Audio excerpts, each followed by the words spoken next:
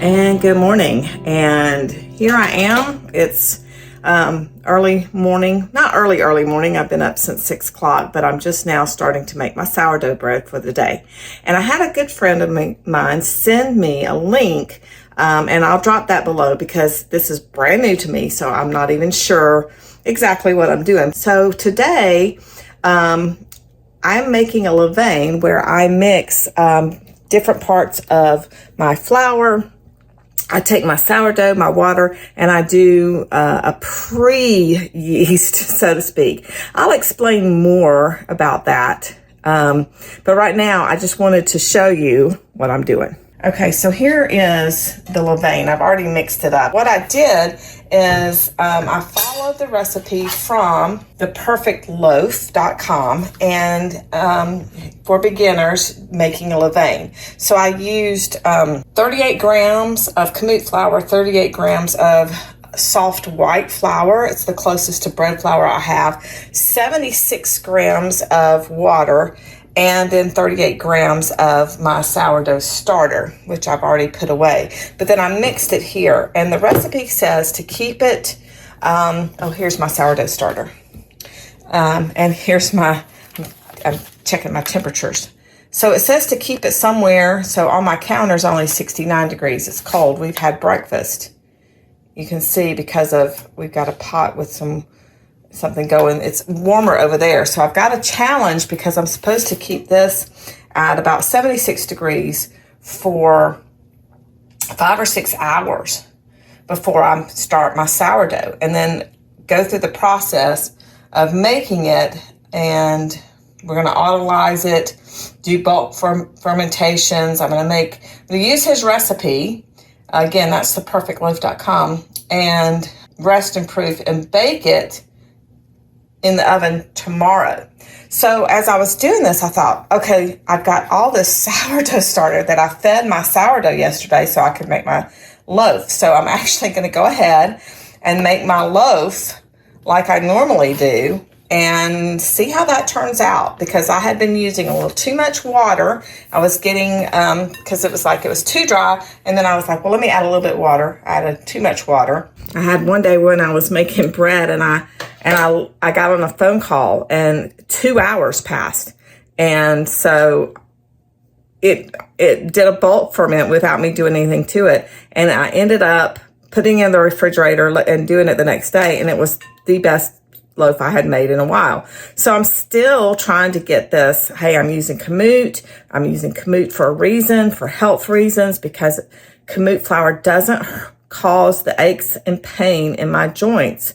And so I can eat bread and I can eat sourdough. It's good bread. It doesn't look like most sourdough loaves. So I'm still trying to find that happy place. And so today it's time to experiment. All right, you can see here, this is what I'm going to do now with my sourdough. You can see here that I've printed out a recipe from the Rose Homestead, and I'm going to follow this recipe. She calls for 1.5 cups of whey or water. I always use the water because I don't make whey. And I'm going to use my Kamut flour. She uses freshly milled, so do I. She shows on her video how to stretch the dough gently, which was, for me, that was an amazing change in my doing the stretch and fold. She was pinching it up. So I'll kind of see if I can demonstrate that as well when I do it. But here we're just comparing. We're going to see what works. But this is one of those things where I can put this in the oven later today. So let's get started. Okay, so the first thing that we do with the Rose Homestead recipe, is we take our water and our sourdough and measure that out. So we call for 1/3 cups of water, 1/2 cup of sourdough starter. So this is my 1/2 cup. I like using these because I can scrape them out so easily.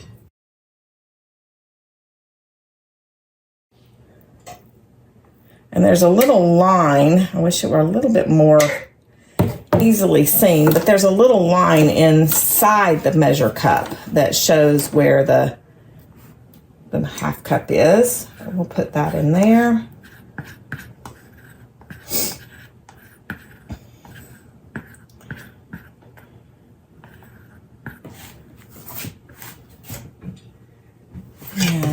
And we'll mix that together. Now, one of the things that the reasons for doing the Levain, I believe, is because you're not putting the salt in and stopping the fermentation process by letting the Levain sit there for 5 to 6 hours. You're letting it ferment so the bread can rise more. Here, now that I've got this, I'm actually going to put in 3 cups of flour. The recipe calls for 3.5 cups, but we start out by try to get 3 level cups, and then we're gonna whisk the dough with the dough whisk, and then add in our salt, 1.5 teaspoons of salt. So I use a 1/2 teaspoon and dip 3 times. And then we're gonna do this and make it kind of shaggy looking, so.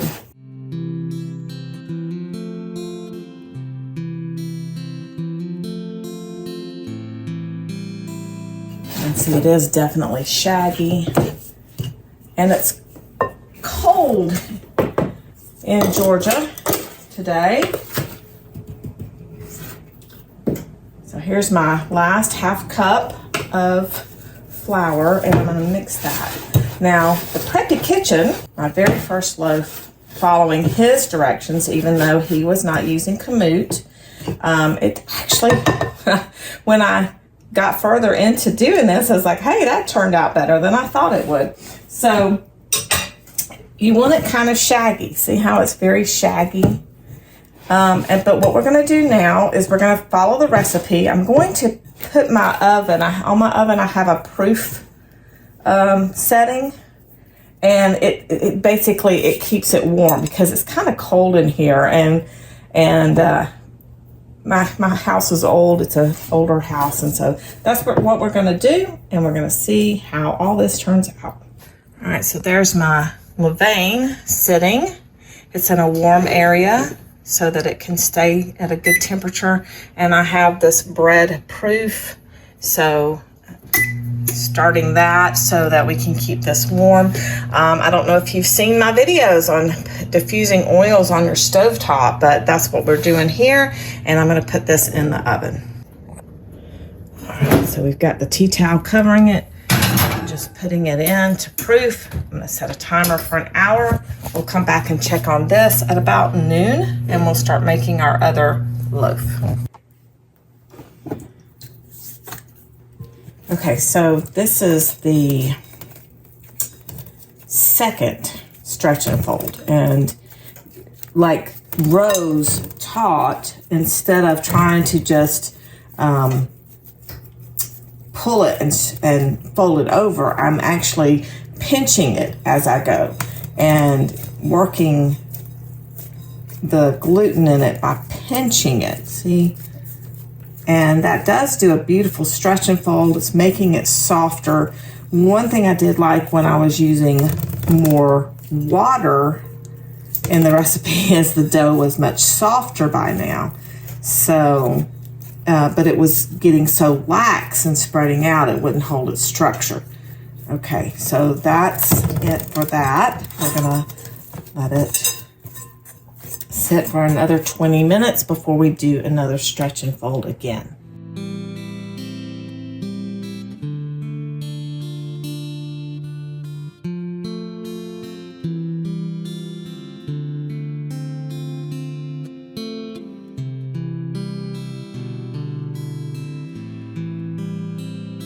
I decided to bring the loaf that I'm doing now for the last stretch and fold. And you can see how stretchy it finally is.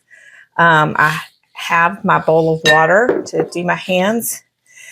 So this is the Rose Homestead Recipe with no Levain. And this is the final stretch and fold.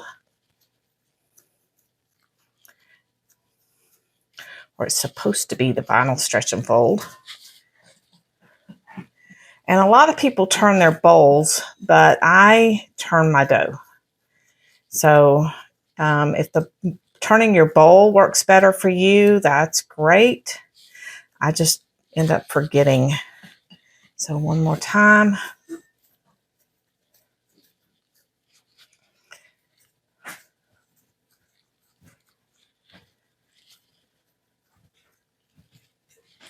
And I'm going to pop this back in to my oven for proving for one more 20-minute set.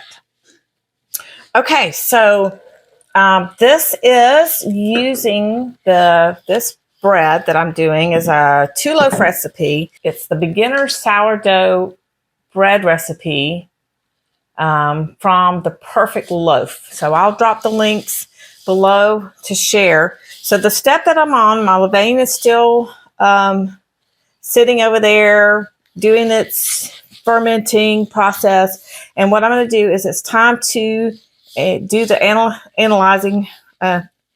It's time to analyze your dough. It's time to autolyze the steps. So we're not adding our sourdough starter, our levain, to this yet.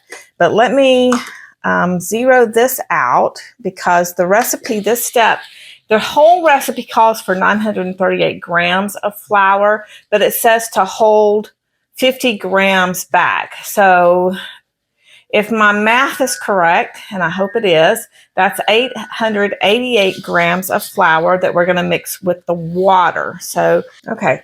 So what I'm going to do is I'm going to take my scale, move that salt out of the way. I'm going to put this bigger bowl on it and zero it out. I've got my scale set to grams. So now what I'm going to do is I'm going to put 888. Hopefully this will hold that.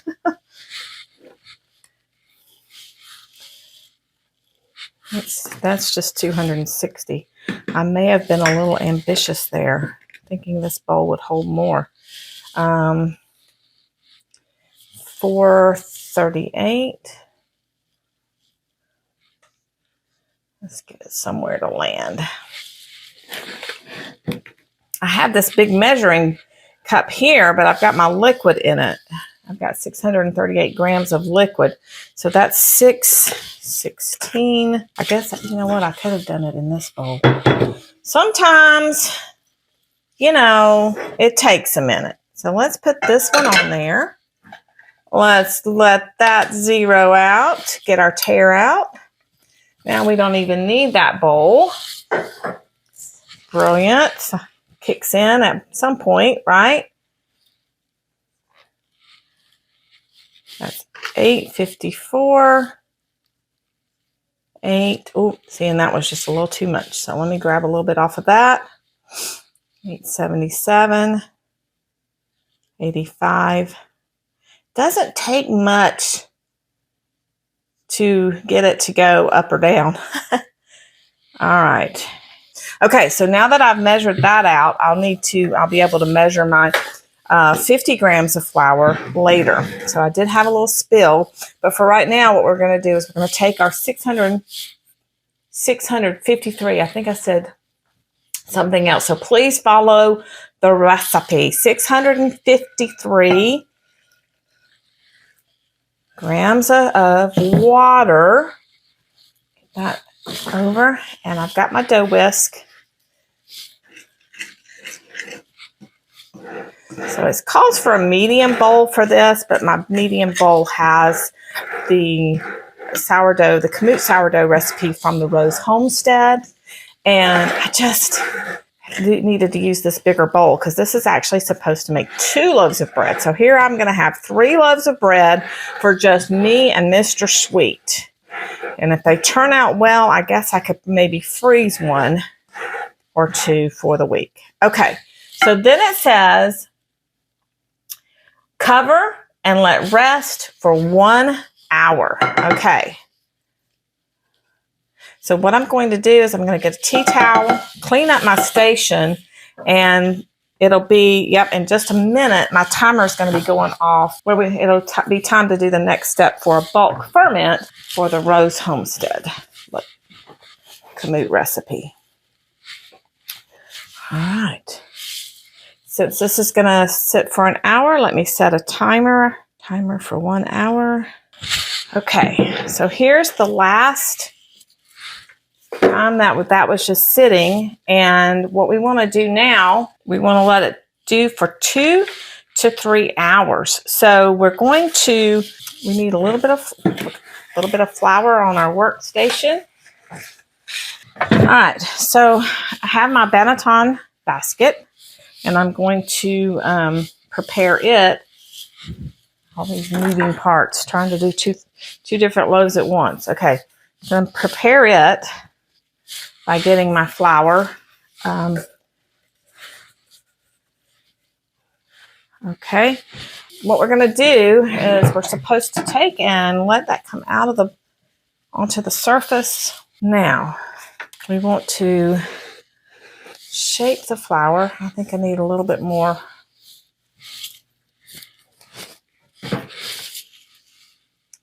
So I'm watching these different sourdough creators on YouTube, and not that they don't use ancient grains. That's not it. It's just they don't use them all the time. When they're making sourdough, they tend to stick to this, or they blend. And I get it.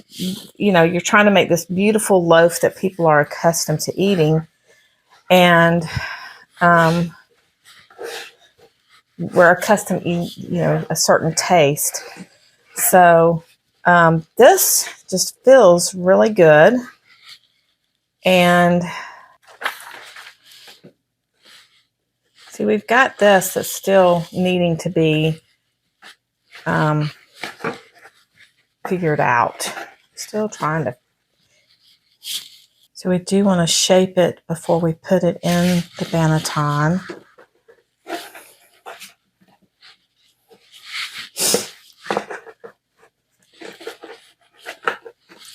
And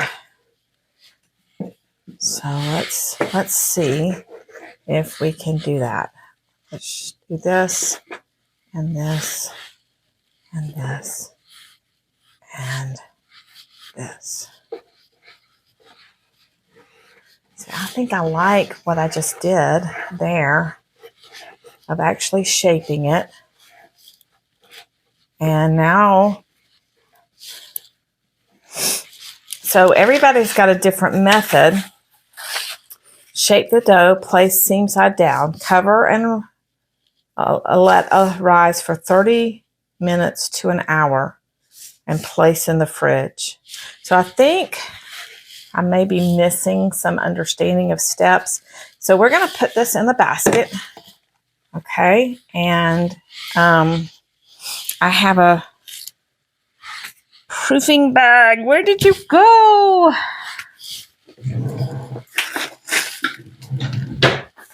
Okay, so I have this proofing bag that I use. It's just a plastic bag.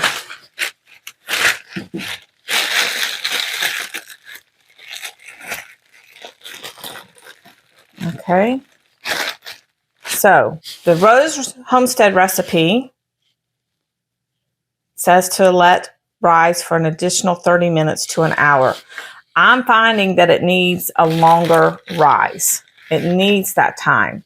So I'm actually going to let this rise for 2 hours before I put it in the refrigerator to do my Dutch oven. But I've got it in my plastic. Okay. So 2 hour timer. Well, isn't it great when you read back through your recipe and you realize that instead of holding back 50 grams of flour, you were supposed to hold back 50 grams of water. So oh boy, here we go. I need to make this right somehow. So I need to add 50 grams of flour and my salt and my levain, and hope that I didn't totally mess up the recipe. Oh my goodness, isn't that just a hoot? Okay, so that is going to be about, that's 1/3 of a cup. So Okay, so we're going to add that in. That's my 50 grams of flour that I held out where I was supposed to be holding 50 grams of water. And then we're going to take the levain that has been sitting. Look at these beautiful bubbles that are in here. And we still need to add our salt.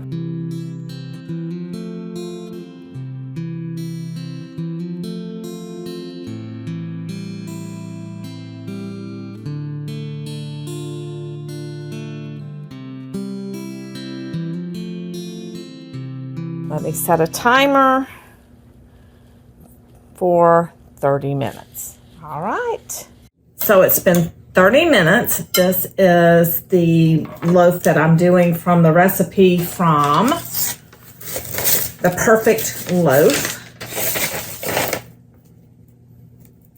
This is the beginner sourdough bread, and I still feel very much like I'm a beginner, even though I've been doing this for a few months now. And so one of the things they do say is get your hands wet with some water. So I have this bowl of water here. And we're going to do the stretch and fold.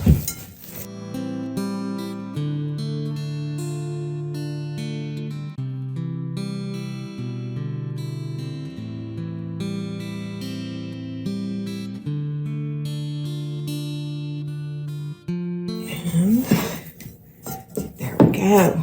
First, stretch and fold.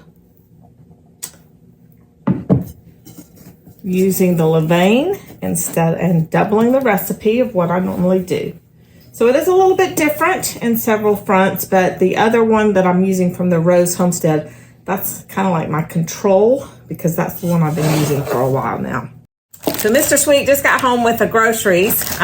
He's out this week and he did a little bit of grocery shopping for me. And so I was a little bit, it's probably been an hour plus 5 minutes because we had to put some groceries away. He came in right when I was getting ready to show y'all this. But look at this. Look at how much this has risen since it's been proofing for 2 hours. Now that's another proof, so hopefully I haven't overproofed it, but most of the time I underproof my bread.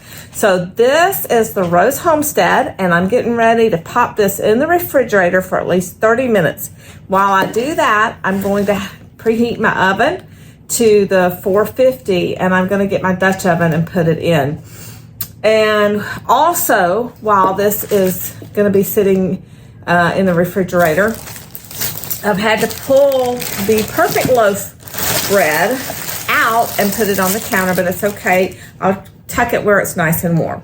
I'm absolutely laughing because, oh my goodness, it's like I just got the Dutch oven in and ready to go for the Rose Homestead recipe loaf, and now here we are in 14 seconds. My timer's going to go off. And it's time to do the stretch and fold again. So since we're so close, I went ahead and pulled this.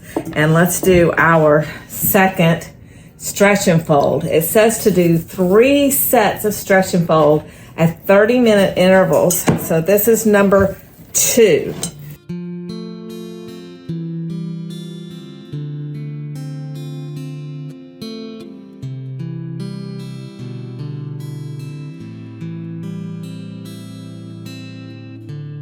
I had to pull this out of the proofing setting on my oven to put the Dutch oven in for the other loaf. So we're just going to snuggle this up on the oven top just to keep it at a good temperature since it's so cold.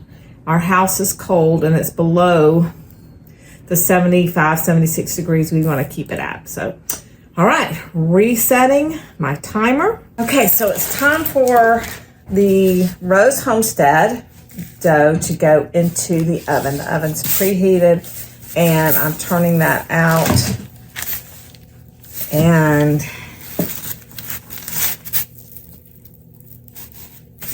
I've got a crack in my dough. So I'm going to pinch it together, and even as I pinch it, it causes further cracks. So I'm guessing I did something a little bit wrong there because I don't even need to score it because it's already scored. So I'm gonna now take this over. I'm gonna carry this over.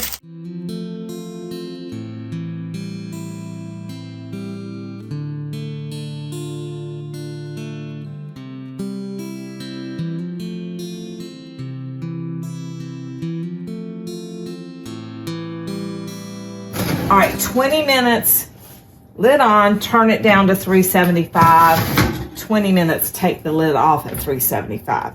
So I'm gonna set a timer for 20 minutes. And it's time for another stretch and fold.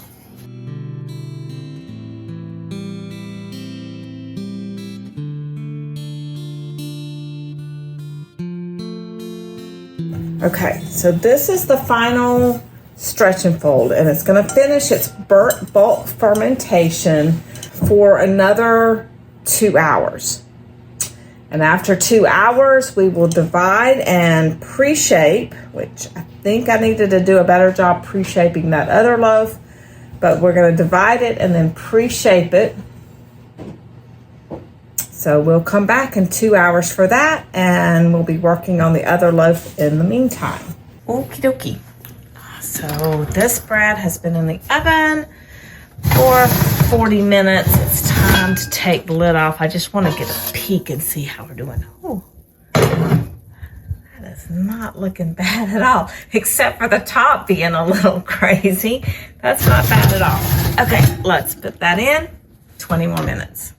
Okay, I just pulled the Rose Homestead loaf out of the oven, and it actually looks pretty good. I can tell that it has a rise. I'm not sure how soft, hot pan, I don't know how soft it's gonna be, but we just pulled it out, so it's gotta cool. Okay, this is the loaf from the first loaf. Okay, this is the first loaf that we did from the Rose Homestead point of view. We're going to cut into it now, and it should be some aeration, hopefully some good crumb. And we need a new knife. And we need a new knife. Yeah, okay, let's see. See, it looks underproofed.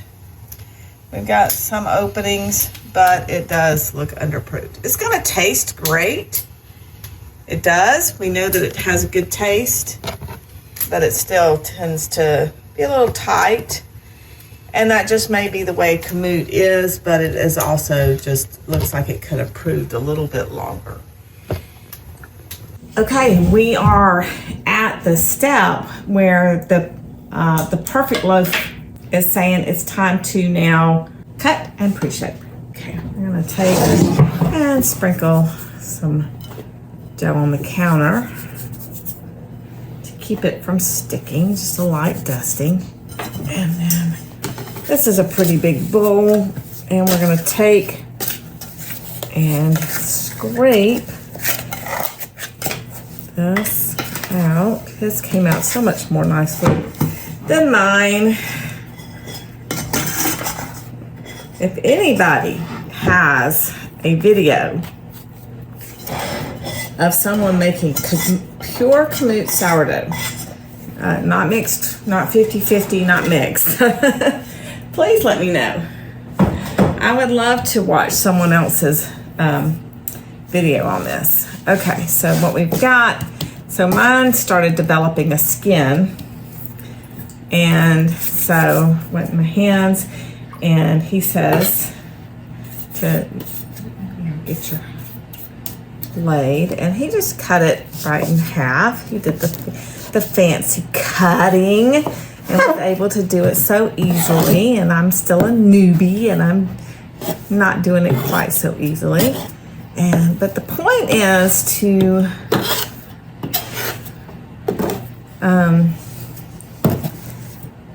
kind of pre-shape your loaves so that they're getting the structure. We're going to let it sit and relax again before we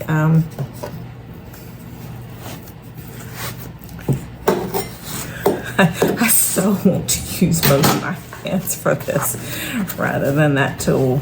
Yeah, see, this has got a nice, that's got a skin on it that it was developing. And so it does, see, it is wanting to turn down. It is getting lax. So what we want to do now is we want to just let it sit.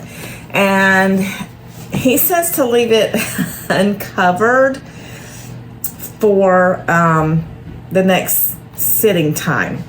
I'm not going to do that because I have dogs in my house. And I really don't care to have dog fur in my food. I'm not a commercial kitchen or anything like that. This is just for us. So I am gonna cover it. I know I'm not supposed to, but I'd rather cover it than have dog fur in my food. Okay, so we're gonna let this sit covered. This is for another 30 minutes before we then do the final shaping and put it in our banneton. And I have a boule shape and a batard shape. Stick with me, don't leave, don't go anywhere. We've got more to do. Setting my timer for 30 minutes. Okay, so we're at our final shaping point, and so we're going to make sure we flour. Put some flour in our bannetons to keep these from sticking. These are going to go in the refrigerator overnight once we've shaped them.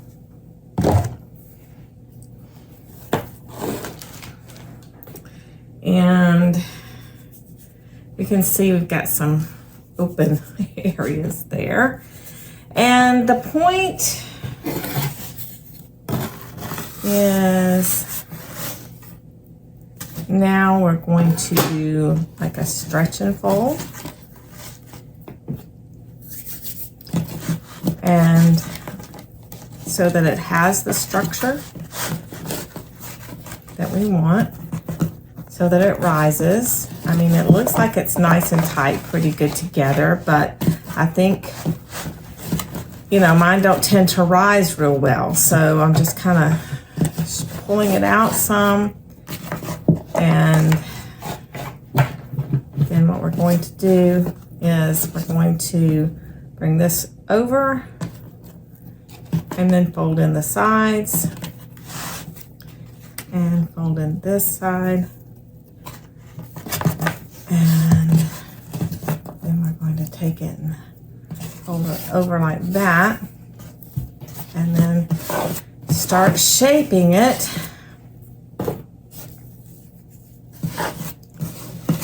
into a ball. So this one's going to be the boule. This is going to go into the boule.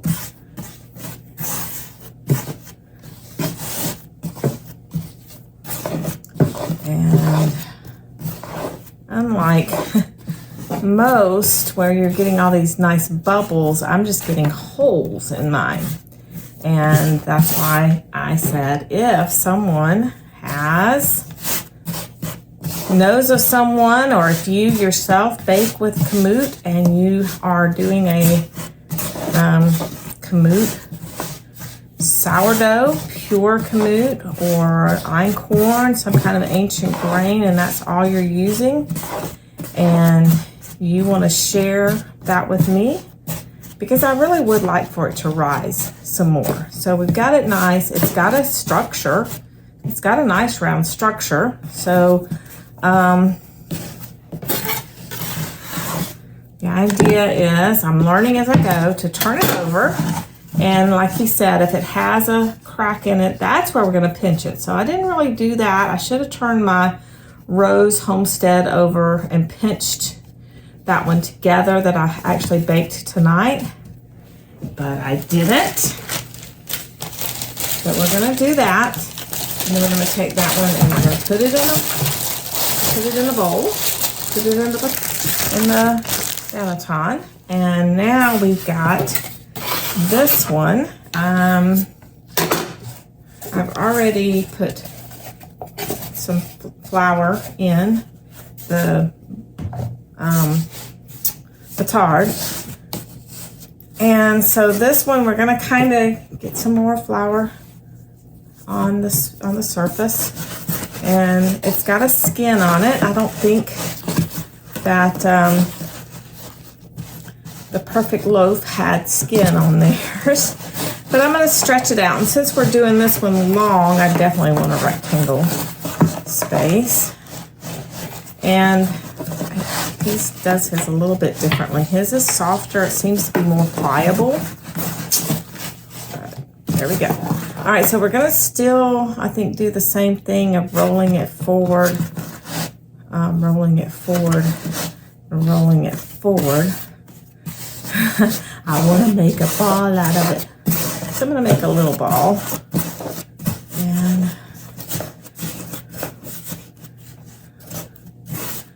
I think I want to see if it'll hold a shape like that, where we pinch it to the side.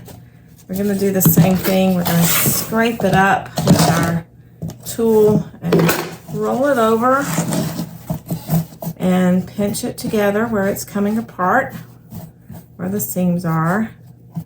And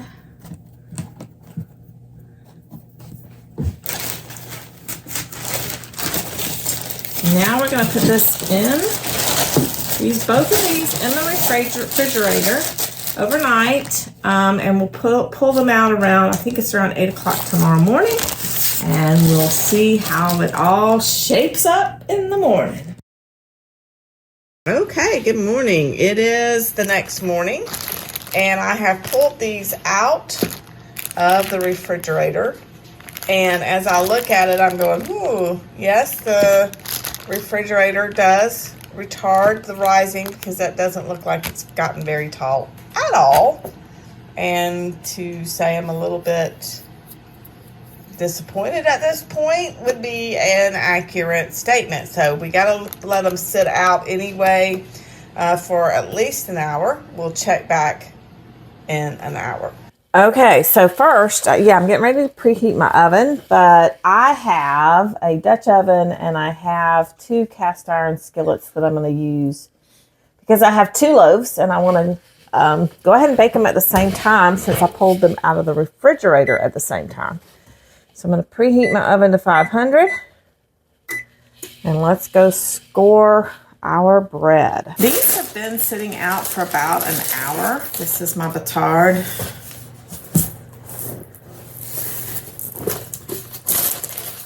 And my bowl, let me kind of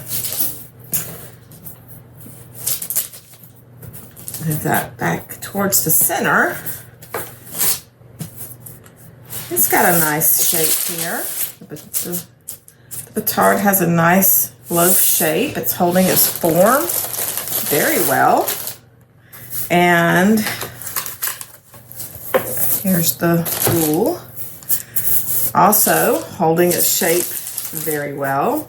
Seems a little small, and that's okay. So the oven is preheating. This is going to sit here a little bit longer, and we're going to go ahead and do some scoring while the oven is preheating.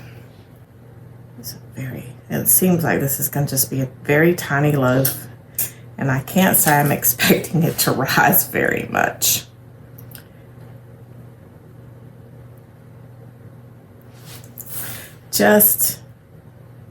I'm not.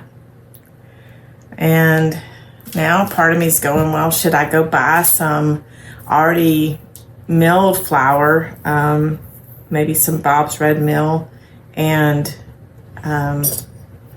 get the bread flour just so that I can see if my steps are working, you know, and if it's just is it the baker or is it the flour? And one of the things I realized, of course, is that as I'm reading back through the instructions is I didn't take the temperature of my dough as I went. That's one of the things, the Perfect Loaf, he recommends taking the temperature of the dough so that you're consistent. Didn't do it. I think I was supposed to leave this in the refrigerator for an hour longer. For those people who grow up in a family and you're learning at mama or grandmama's knee how to do all this stuff, this is invaluable information to learn. My grandmothers lived in 2 states or a state away. And so while one of my grandmothers made fabulous homemade Southern biscuits and made excellent cakes and things like that, she didn't do sourdough. And I didn't learn the secrets from my mom or grandma on how to make sourdough bread. So for those of you who have that, that's beautiful. Okay, so I'm just pulling these out. This is very heavy with both of these in here, so being very careful.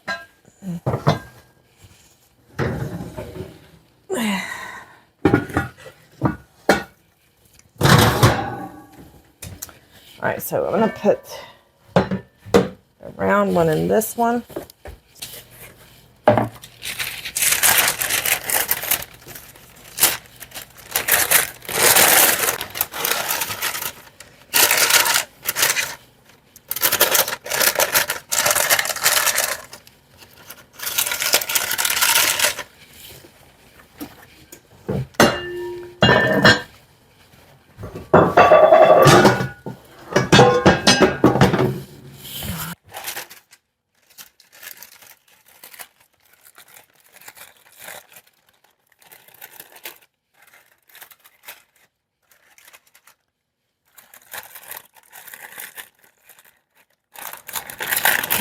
These pans are so hot.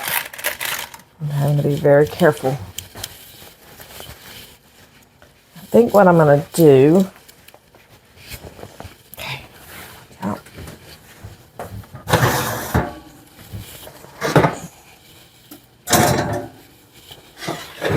It's just much lighter to do it that way than to try to. Very careful.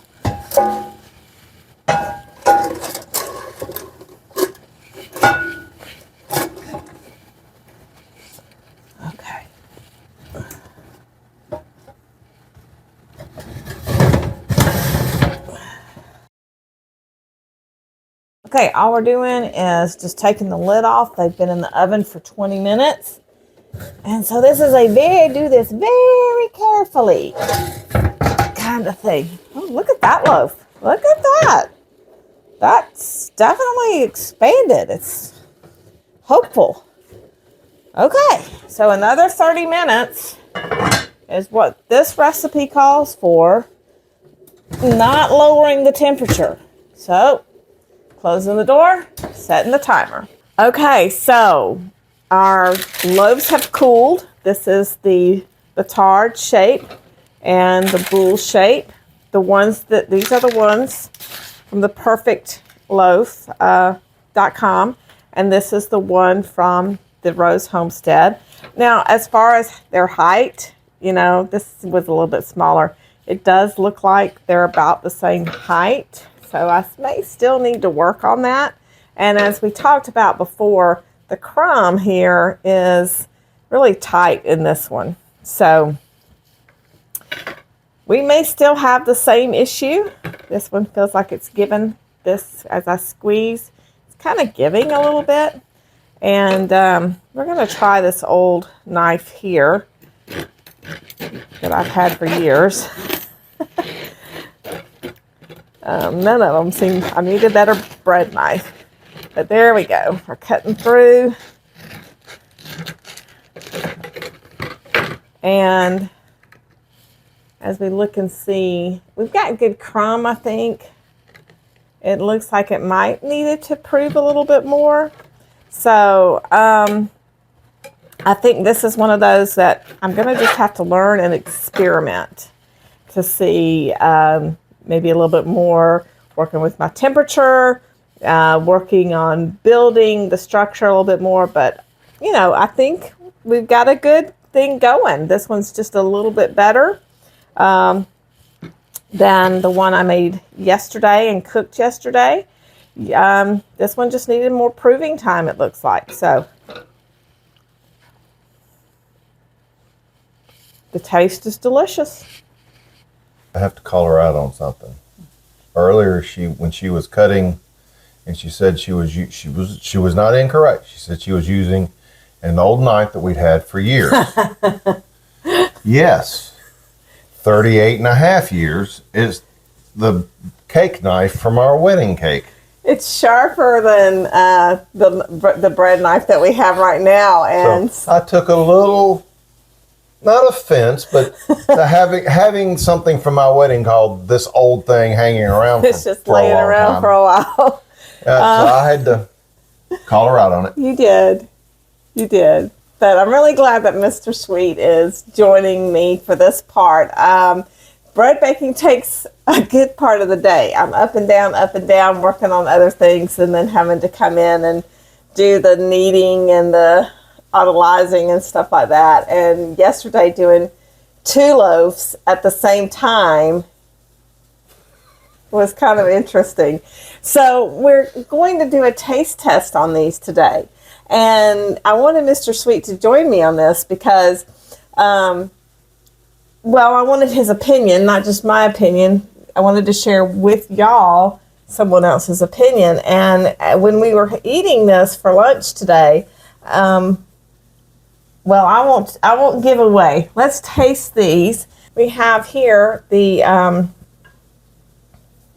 one that I use with the Rose Homestead. Now, please understand that the Rose Homestead recipe and her way of pinching the dough really moved me a step forward because she has a recipe for Kamut bread. And so it built my confidence, but it was the first loaf of bread that we tasted and we both agreed that it was really good. Mm-hmm. It was a really good bread. So it was underproofed.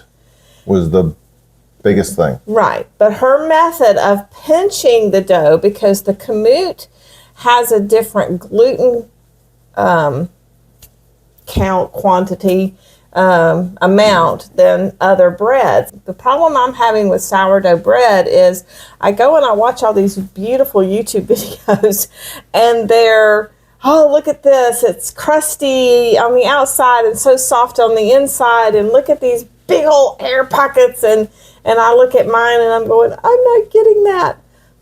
So Kamut is different. We're not using bread flour. We're using Kamut. And so I have an article on my website at Sweet Herbin Livin that explains why we're using Kamut. But basically, it doesn't cause the aches and pains that we have from using processed flour. So we grind our own flour. We have our own mill and all that. So this loaf here is, it's actually been cut in half. It's a little bit, believe it or not, taller than what we're accustomed to getting. It does have a little bit more aeration. I think I still need to work on my stretching and folding and all that. But let's taste test these. So the first one we're going to do is from the Rose Homestead, where she specializes in Kamut. So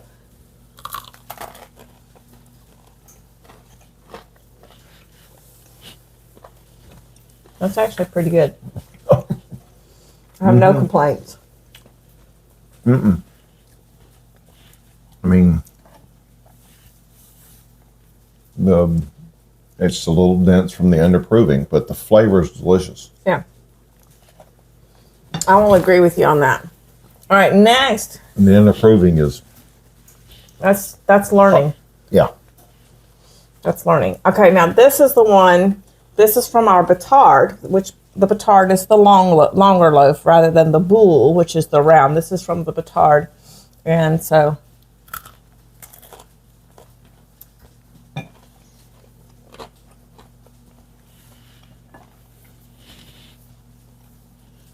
little softer. Yeah, the taste, I would say, is the same. The only difference is this is a little softer, a little more proved. Yeah. So this did have a longer proof in the refrigerator, which I could have done with the Kamut recipe. The one that we have from the Perfect Loaf is where we used the Levain. I created a Levain before so that the salt wasn't stopping the enzymatic action. And I followed his, except for the part about watching the temperature. I didn't test the temperature, and that's one of the things he recommends. So we're growing, we're learning, but overall, whether you use the Rose Homestead or you use the Perfect Loaf Recipe and use whatever flour you want to use, I would say that using the Levain, making that Levain, that wins. And then just continuing the process of learning how to properly proof, properly shape, all that is where we're going to see improvement now. Keep talking, I still got some to eat. So overall, I'm really pleased. Okay. Don't eat my bread. Those are mine. Don't you eat my bread. Okay, so there we have it. A side-by-side comparison of using Kamut for both loaves. Using a little bit different method. We see with this one right here that I did get more aeration. I did get a little bit more open. Would I like more? Yeah, I would, because I would like a little bit more height. So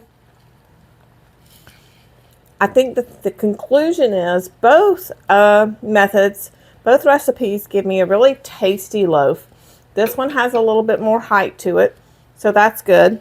We haven't, and I think we're going to keep experimenting, still using the Kamut, but using the Levain and seeing if I now add in the temperature, if I'll get an even better loaf, maybe get some more rise as I learn how to stretch and fold and shape my dough properly. I think we're going to do even better. I'm really excited.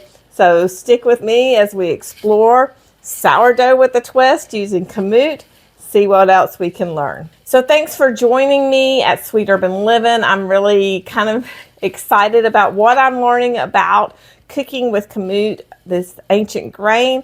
It won't be long when I need to go shopping for more grain, and I'm planning on getting einkorn. So if you've enjoyed this, if you've learned anything, if you've got any tips, please be sure to share them. If you are a sourdough bread baker and you use ancient grains, please, no matter what, beginner, expert, leave some comments below. I'd love to hear from you. I'd love to learn more because I'd really like to make bread that's a little bit taller.